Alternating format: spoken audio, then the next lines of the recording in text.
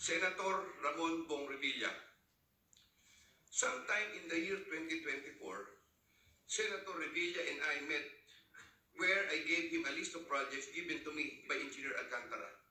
Senator Revilla asked for a commitment, which I suggested, then he approved at 25% of the total amount of the projects indicated in the list here to attach as Annex C.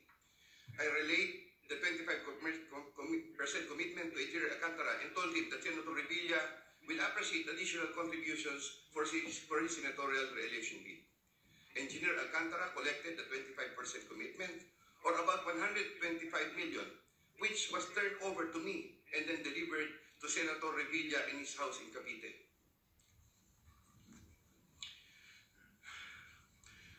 Senator Nancy Binay.